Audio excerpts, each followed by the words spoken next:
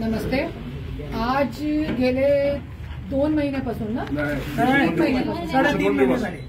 2 दिवस 102 दिवस गेले 102 दिवस आज सगळे गोरगरीब शेतकरी कष्टकरी आपला काम सोडून आपले शेताचं काम सोडून आपल्या हाताचं काम सोडून आपले महिला जे गायरान जमिनी धारक आहे आणि ते सगळं काम सोडून आपले मुलाबाळांचे जे शिक्षण आहे ते सगळं सोडून त्यांच्या जे सांभाळण्याचं काम आहे मुलाबाळांचं लक्ष सोडून आज गायरान जमिनीसाठी लढत आहे.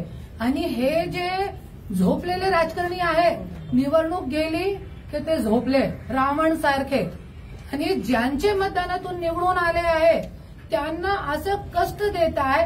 हे लोक आपल्या हक्कासाठी अरे गायरान जमिनी जे असते कोणासाठी असते क्या हे मोठे मोठे हजारो कोटी ज्यांच्या जे मंत्री आमदार खासदार ह्यांच्या जे निधी असते प्रत्येक वर्षीच्या 50 हजार कोटी असते तर तुमचे सारखे जमीन लुटणारे गायरान जमीन खाणारे त्यांच्या लोकांसाठी ते मंत्री लोकांसाठी क्या हे गायरान जमीन आहे का ते गोरगरीब लोकांच्यासाठी आहे.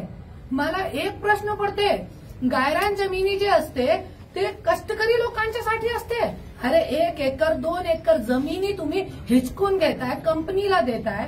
तुम्हाला जरी इतकी आहे मस्ती काम करण्याची तुम्हाला दाखवायचं आहे हे प्रायव्हेट कंपनी तुम्ही आणताय आणि गोरगरीब लोकांची जमिनीवरती जरी तुम्ही त्यांचे हक्क हिचकून घेताय. अरे तुम्हाला जरी इतका माज आलेला आहे तर तुम्ही एक काम करा ना तुमचे घरावरती बांधा आणि जे तुम्ही आज 10-20 वर्ष सत्तामध्ये असताना जे लोकांची जे गायरान जमीन 2-2 हजार एकर जमिनी एक मंत्रीकडे आहे.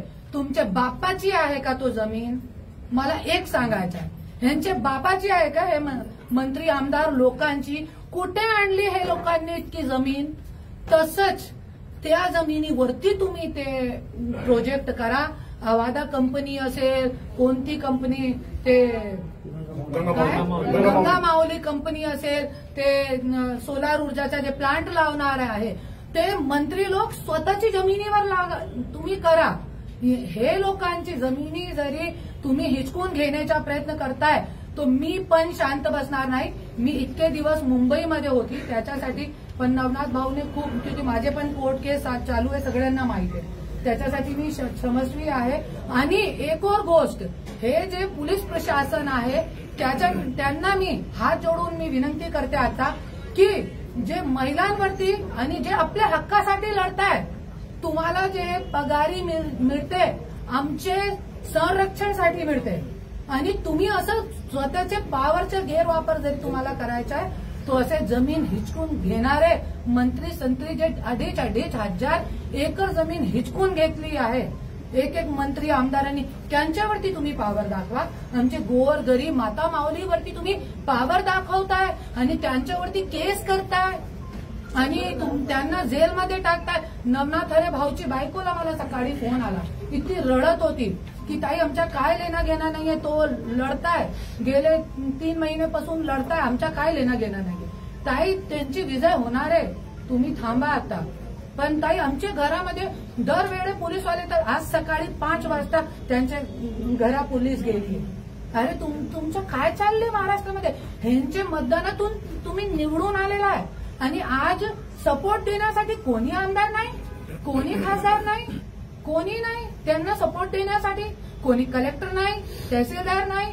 आणि जरा काही केला तो 353 हे ते सगळे केस लोकांवरती करतात. जरी असं दंडपशाही केली तो हे दंडपशाही सगळे लोक मिळून सगळे पक्षाचे लोक हे गायरान धारकांच्या सोबत आहे. असं आम्ही दंडपशाही हुकुमशाही चालू देणार नाही. बाबासाहेब आंबेडकरांचं संविधान जे आता जिवंत आहे ते आम्ही जिवंत ठेवणार आहे. जय हिंद जय महाराष्ट्र.